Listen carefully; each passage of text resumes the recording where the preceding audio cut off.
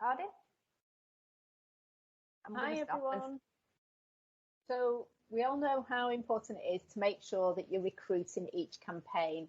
But it's not only important if you want to build your business, get your next title promotion and earn some extra money, but also if you want to sustain where you are at the minute, you should be recruiting every campaign. And our business is all about relationship building. However, so many of us find it so hard to continue a conversation when we feel that we're faced with an objection. So Siobhan and I have done this quick video to help you deal with those objections, whether in the virtual world, with friends and family, or with potential recruits out in the physical world. So Siobhan, I know you always talk about, is it an objection or is it a request for information? Can you tell us a bit more about that? Yeah, and the reason I always say that, Tracy, is sometimes we hear something and we think, oh no, it's a no, and we panic and we shut ourselves down and we respond with, okay, thank you, and leave it at that. Yeah. But if we listened a little bit closely to what the person's actually saying and think about it, if we gave them that little bit more information, would that change it from being an objection to wanting that little bit more information? So I've got some examples here. And I want you to be completely honest with yourself. So if you're watching us on Facebook or WhatsApp, just take a moment and think about what you'd say. And remember, think about how many you've got right and maybe put it in the group, or how many you got wrong. There's no shame in it. But if somebody would say to you, I don't have the time. Now, a lot of people would probably think, oh, that's fine. They've said no, they don't have the time, and walk away from it. But actually, they don't really have any idea of how long it takes to be a rep and what time they need to invest. And as we all know, being an Avon representative is a business that works around you for you. So you can do as much or as little as you want. And there is so much support to make sure that it's not overtaken in the sense of time. So a simple question of what free time they have, or explaining how much time it takes you, could overcome that.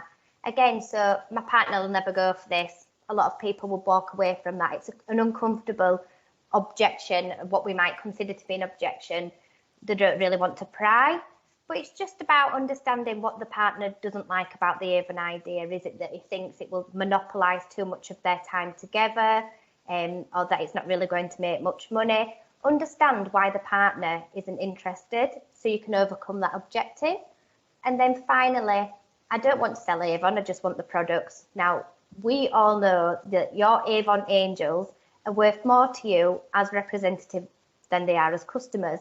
But they might actually think that, oh, well, I don't want to take away I want to order through you. I want to give you the business. They don't realise that they're more beneficial in your team. And secondly, they might not realise that they're getting discount off the orders every campaign. So it's about explaining to them, well, you're a really good customer and I want you to benefit from this 15% discount every month at least. So just educating people and through conversation. So it doesn't need to be uncomfortable. It doesn't need to be aggressive. And when I think people say objection, you think of this whole aggressive conversation. It's just about having a chat and explaining things. And if they say no after that, at least you know that they've said no to something they fully understand.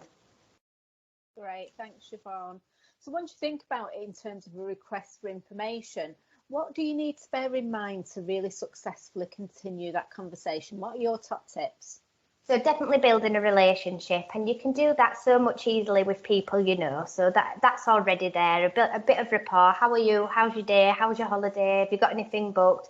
But when you're knocking on somebody's door, be that in person or virtually, you can still build that rapport. So say, for example, I'm knocking on number 39 and they open the door. How are you? Lovely weather. You could say something about the colour of the door pane, or I love your doormat. You know, just build that rapport and have that conversation. So it's not just a case of knock, knock, do you want to join Avon? They've got to know a sense of you. And consistency is key. So consistently recruiting, of course, but also being consistent with that message. So when you've had a couple of no's, it's hard not to get negative Nancy and feel like, well, why do I bother? And it might be that fifth door you knock on and you've lost the will to live. And that person would have been a bit more interested if you were being a bit more positive or a bit more excited. So it's remembering that every time you approach somebody, it's a fresh face, it's a new seed that you're planting, and just be positive. So that leads me on to the next one. If you think positive, you will be positive and you will have positive outcomes. So it might take 10 doors of being like that and knocking, smiling and grinning away, but you will get there. And for every door you've knocked on prior to that, just remember that it's a seed that you've planted. It's an opportunity you've created and a conversation you've had. So just remember that even when you get your no's, it's not a no forever. And remember, the biggest thing, the best thing about asking somebody to join Avon is it's a fantastic opportunity. So if you're feeling a bit nervous about knocking on that door or having that conversation, don't be. You're offering them an absolute, an amazing opportunity. So be proud of it. Don't be shy. Don't be afraid. And if they say no, make sure that they know exactly what they're saying no to, because they will kick themselves if they don't realise. Brilliant. I love those tips. I really do. And thinking in terms of your previous role, Siobhan, I know that where you've worked in the past, you've worked with having these conversations where there's objections. What tools have you used that have been really successful with helping you with that? So my 5 bare bums on a goalpost. So we've got who, where, when, what, why, and how. So it's open question, guys. And it's so easy. When we have conversations naturally, we ask those open questions. But when we put ourselves in a situation that's slightly uncomfortable, we don't seem to have those same open question conversations. So asking things like, how would you feel about selling Avon yourself? Rather than, do you want to sell Avon? That's a yes or no question, and the conversation doesn't go anywhere before it's closed. So just think about how you phrase your questions, and of course the feel, felt, found. So lovely Louise there from training team has done a perfect video of how you can use feel, felt, found.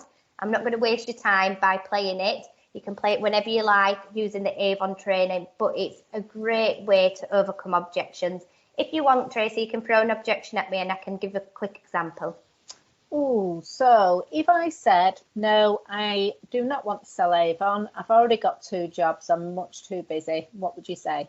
Okay, so with this one, I wouldn't say start with an open question because Tracy's already given me a reason why she doesn't want to do Avon. So I'd go straight into the feel, felt, found. So what I'd say is, oh, Tracy, I know how you feel. I work full time and I was homeschooling when I joined Avon, and that felt like another full-time job as well. I just didn't know where I'd have the time, and I felt a little overwhelmed, if truth be told. But I've found there's so much support through Avon, even when it comes to social selling online. I've got an app that posts my Facebook posts for me. So I was literally making money in my sleep. And I've found that I've been actually spending a lot less time on Avon than I thought I was going to be because of these tools. So how do you feel now I've told you that, Tracy? I would just be asking where I sign up. See, so that's just a small example of how you can use it, but always relate to yourself and your own experiences and understand that person, what their real objection is, what's their fear, what's holding them back, so you can overcome it. So some really great advice and tips from Siobhan, but I think the important thing that we're getting out of this, and I think something that you need to remember is, Siobhan said it's about a simple conversation. That's all you're having is a simple conversation. And I think sometimes we can really overthink it and we lose our confidence because we are thinking about what if I get an objection, or, you know, what if they do this? If you think of it about getting to know somebody and having a conversation, and that conversation is equaling an opportunity for you, then that's the way that you will give yourself confidence to do it.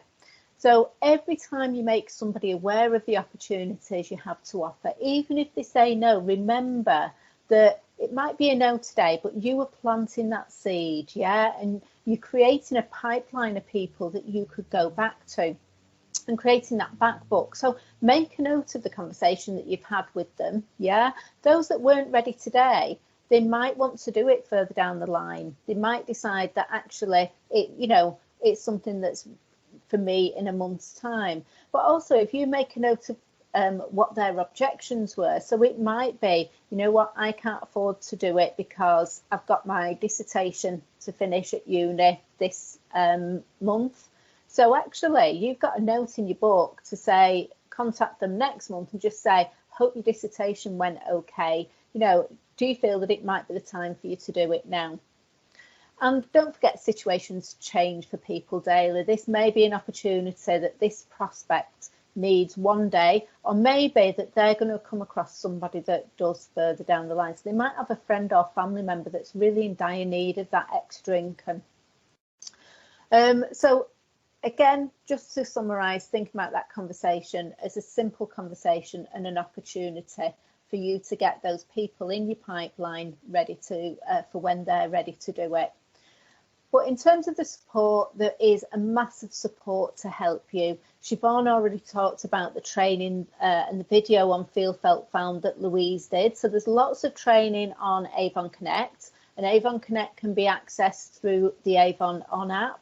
If you go into Avon Connect and just search for Feel Felt Found Offer Objections, that video from Louise will come up. And honestly, it's 2 minutes, but well worth 2 minutes if you're thinking about going out and speaking to people about becoming reps. You've also got your upline who really wants you to succeed, and you know they want you to succeed just as much as you want it. So keep in touch with your upline, see if they've got any hints, ideas, see what they can support you with. But you've even got the BDM in your area, so whether it's me, Siobhan, or one of the other BDMs, they will always be there to support you. So make sure that, you know, if you need to, contact your BDM. And Siobhan, because of all the great hints and tips that you gave us, I'm going to let you finish off. So always treat objections as requests for further information, but you don't even think of it like that. It's just a conversation. It could be with an absolute stranger or somebody you've known for years, but it's just a conversation, and one that you're offering a fantastic opportunity. So be consistent, recruit every day, but have that same smile, positive energy every day. Be knowledgeable, know what you're offering that person and the benefits to them, and finally be yourself.